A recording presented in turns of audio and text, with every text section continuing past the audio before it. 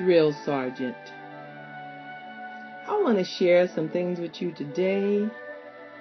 What about Jesus? Another nugget for a fiery trial. Jewels being collected by God. Again, who is this Jesus? What was Jesus like? That's a fair question, but how impossibly difficult to answer. One thing, though, is certain. The Jesus who meets us in the pages of the four Gospels, the accounts of Jesus written by his friends, is very different from the picture many have of him.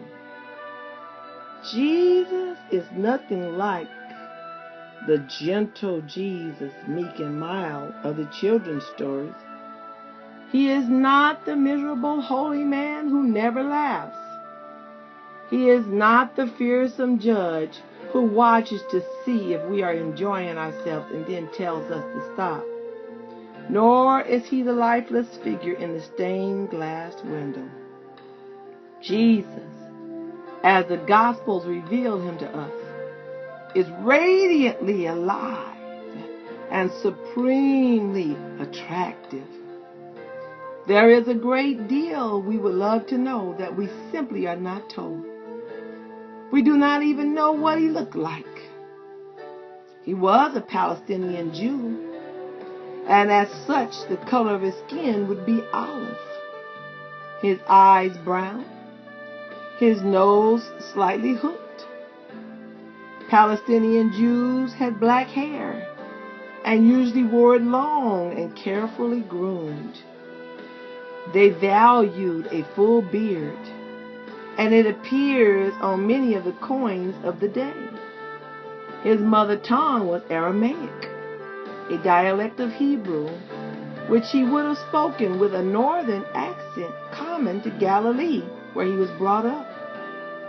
But he could speak Greek and probably some Latin, and was thoroughly at home in the Hebrew scriptures. He would have worn a sleeveless undergarment with a girdle, the customary cloak and sandals, and carried a staff on journeys. This is all we know about his appearance, or can really guess with confidence. But the Gospels have no interest in these things. They are profoundly disinterested in his size, color of his eyes and hair, and even his age and strength. These external things are unimportant. What a man is like stems from his character. And here the Gospels are eloquent. Jesus was great company. The first thing that strikes me is that Jesus was such delightful company that people walked miles to be with him. And they were folk from widely different backgrounds who normally would have had nothing in common. Judges and soldiers, fishermen and prostitutes, all found his company irresistible. He cheerfully broke the taboos that kept people apart in Judaism's highly structured society. He mixed with top people and street people with equal ease. He was at home in the tavern just as he was in the temple. He could win the adoration of the crowd, yet loved solitary and simple things. He was an inspiration to the uneducated and intellectuals alike. Although himself a carpenter devoid of theological training, he could attract and teach a man like Nicodemus, who had the highest theological training and social privileges in the nation. He could also offer an entirely new life to a wildly immoral woman from a hostile neighboring country. Indeed, women were welcomed as an important part of his movement, He respected them, and they were devoted to him. This was most remarkable in a culture where the pious Jew thanked God daily that he was not born a woman. Jesus was sometimes to be found surrounded by little children, bouncing delightedly upon his knee.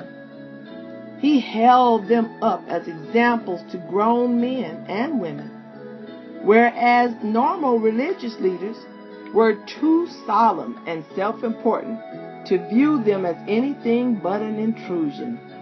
Jesus was a man for all types. He was marvelous company. Jesus made God real. The second thing I noticed is that he was intensely aware of God.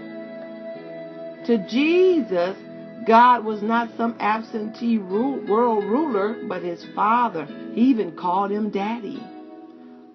With him, he was in constant touch. We often read of his disappearing for a time of prayer, particularly when about to make some important decision. We hear his astonishing claim, "I do nothing but what I see the Father do." We hear him say quite unselfconsciously, "I do always those things that please him." So many of us aren't even interested in pleasing God. But Jesus said, "I do always those things that please him." The way he made God so real, the way Jesus brought him into the heart of everyday affairs often puzzled his hearers. Jesus claimed that he and his Father were one. But Jesus also meant that he lived so close to his unseen yet intensely real Heavenly Father that he, Jesus, provided an unclouded window into God. That was the claim. And the way Jesus lived and prayed, talked, and acted substantiated it. Many who met Jesus felt they had come into contact with God, and they loved it. They loved him. The God that Jesus embodied was so attractive, so fair, so loving, so altogether beautiful that they found themselves not embarrassed and alienated, but attracted to him. Jesus had made God truly accessible for the first time in their lives. Jesus' life was matchless. The third thing that comes before us in the gospel account is the sheer quality of his life. If you were looking for perfection, you would need to look no further. The life of Jesus shines out as the ideal for all humanity. There is no vice that shows up in his character. There is no virtue that he did not have. We read of his getting exhausted in the service of others, but never of his turning them away.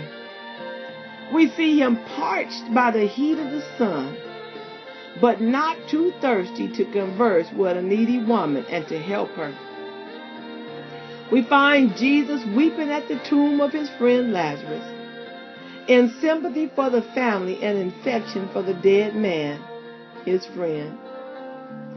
We find Jesus touching the eyes of a blind man and restoring vision.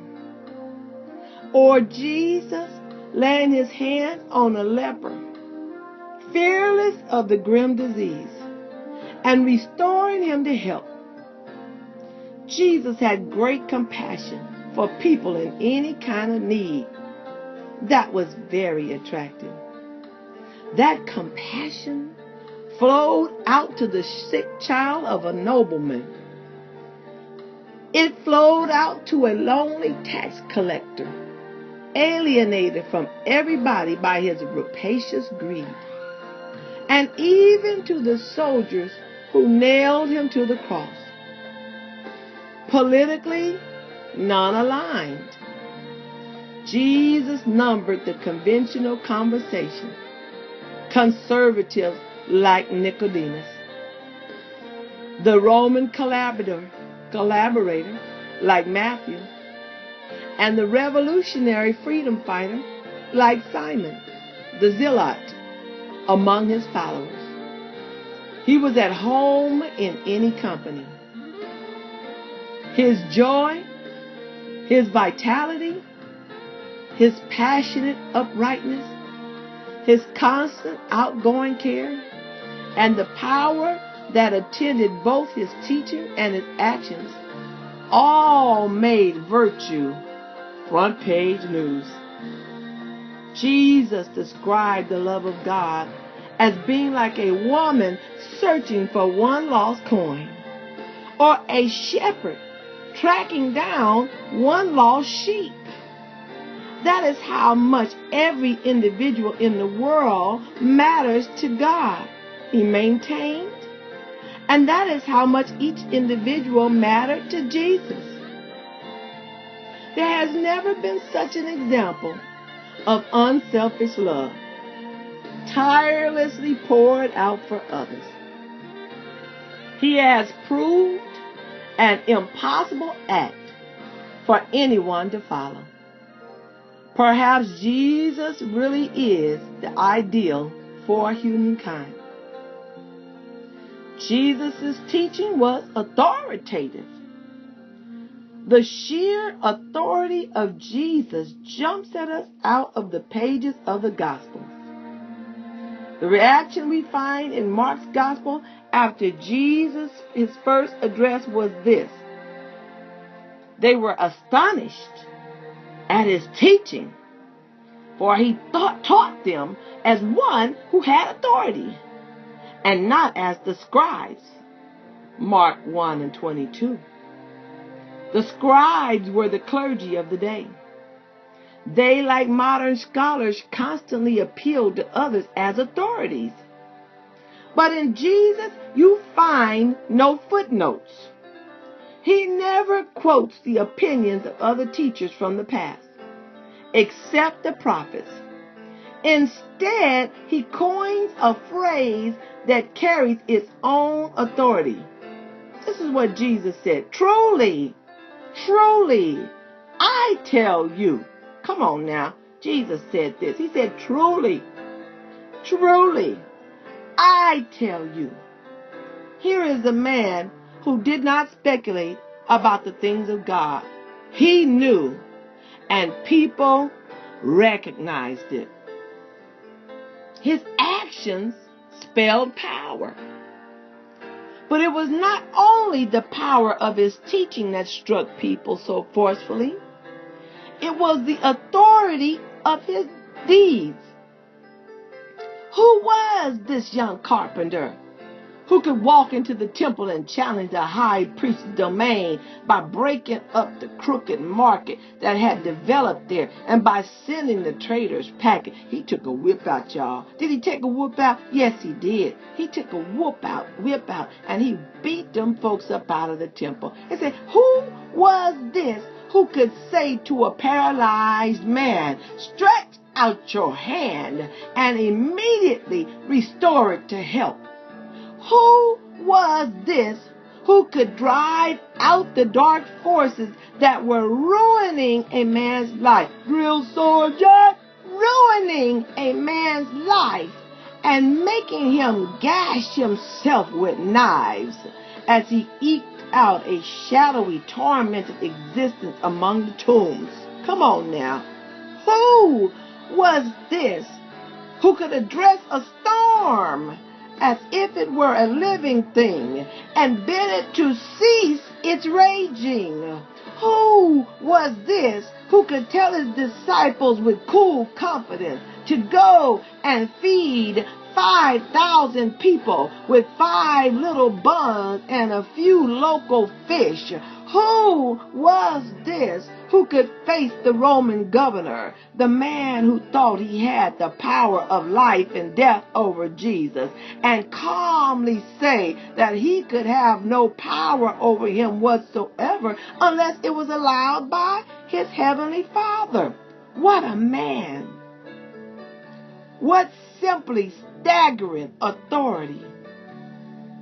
Another feature of Jesus' character that dances on the pages of the gospel is his freedom. Was there ever anyone so free, I ask you? Born into a working class family, he was entirely free of social prejudice. Although he was a member of a subject race under Roman occupation, he appeared to be in complete control of his circumstances. He was a strong believer in the Old Testament, and yet he felt free to reinterpret its general precepts in particular cases. He was no slave to the system. He was the liberator. I'm going to say that again. He was the liberator. He freed people from guilt and from low self-esteem. He healed them of the spiritual sickness that ravaged their character and physical illness that marred their health. Let me say that again. Jesus healed people of the spiritual sickness that ravaged their character. Come on, see, that's what we're dealing with today. Spiritual sickness that has ravaged the character of individuals, and the physical illness that marred their health. He released people from fear simply by his presence alongside them. See, we need to walk in the presence of the Lord. We can't get all out here walking in every other person's presence and every other spirit's presence. We got to walk in the presence of the Lord. His presence was alongside them. Often we find him saying, "Fear not, it is I. Do not be afraid." Woo! Come on now. Fear not, it is I. Do not be afraid. Don't you know Jesus is walking alongside us? And he's telling us, don't be afraid. Why are you so afraid, my sister? Why are you so afraid, my brother? He said, I'm free from fear. He was also free from arrogance. He had no taboos, no chips on his shoulder, no pride, no mealy-mouthed humility. What a free man. He never drew a sword or cast a vote. Yet his teaching has been one of the most potent weapons for reforming community and personal life worldwide ever since. Jesus never freed a slave or enfranchised a woman. Yet his attitudes and teachings were the inspiration of the great social reforms in the West that righted both these injustices. He never functioned outside Palestine. Yet his precepts and his attitudes to men and women of other faiths and other races has led to the worldwide missionary movement and to the breakdown of color and class prejudice. He was free to hold on to his life and feather his nest had he so chosen. But he did not. Instead, he died at the age of 33. Why? Not because the big bad battalions caught up with him at last, or because he had become enmeshed in a net from which he could not escape, but because, as we shall see, he was carrying out his own paradoxical yet intensely liberating teaching. The man who holds on to his life will lose it. Drill sergeant! The man who holds on to his life will lose it. The man who is prepared to lose his life for the sake of me and of the good news will find it. Matthew 10:39. In a mysterious yet evocative phrase, he said he had come to give his life as a ransom for many. Jesus said, I came to give my life as a ransom for many. Matthew 20:28. It was something he freely chose to do. We're talking about Jesus. Jesus. Think of Jesus at his trial, bound and blindfolded in that courtroom. Was he the prisoner or were his accusers? Prisoners, all of jealousy, pride, envy, greed, self-righteous, and hate. But he was free, utterly free. He was calling the shots, not they. In this age that values freedom almost more than anything else, Jesus confronts us as the most liberated man who ever lived. Jesus, his love was universal. There's just one quality that has universal recognition the world over. Apart from freedom, it is love. And love is what you find at its most quintessential in Jesus. Not the watered down parody of love we see in the movies, but the strong, deathless love of God himself. Nobody taught about it like Jesus.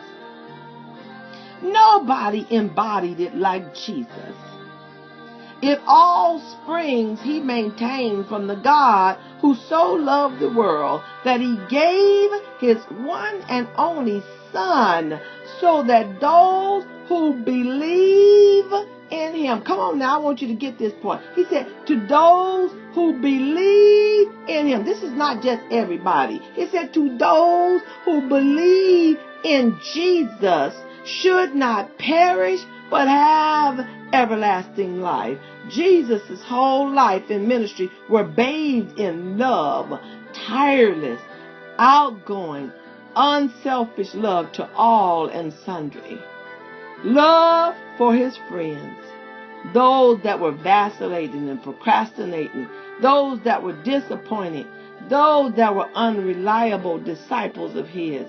Having loved his own who were in the world, he loved them to the end. John 13:1. Love for the unlovely. He showed that love at every turn. Be it for the rich nobleman who was trapped by his own wealth and unable to face the cost of discipleship. What was the cost of discipleship? He said, sell all and follow me. See, this is where folks are missing it today. They want to hold on to all they have and still pretend to be following Jesus. He told the rich man, he said, sell all and follow me. That was the cost of being a disciple. Or for the beggar by the roadside crying out for help. He said, love for the rank bad lots in society. Love for the swindlers. Love for the prostitute. Love for the outsiders like the hated Samaritan. Love for the helpless. Love for the blind. Love for the children. Love for the lepers with their loathsome swords.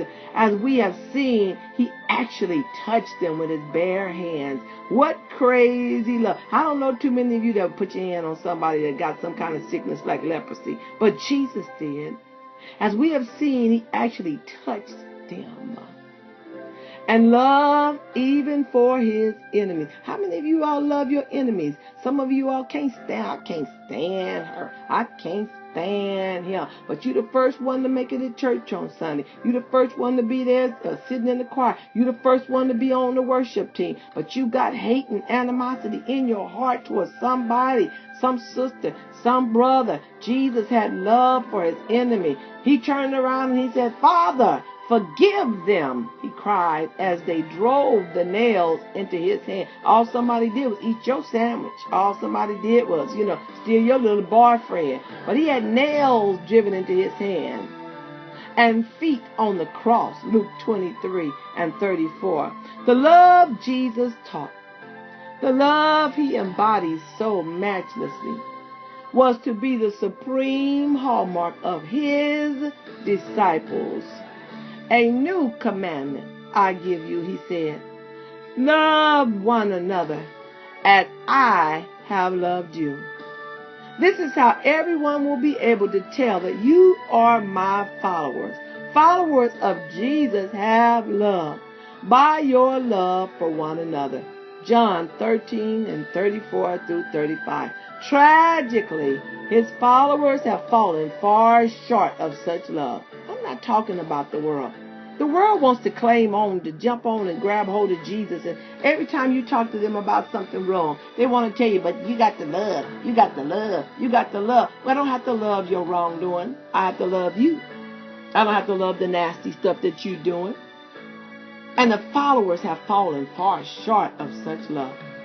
But what a beacon it is, beckoning us through the night of our selfishness.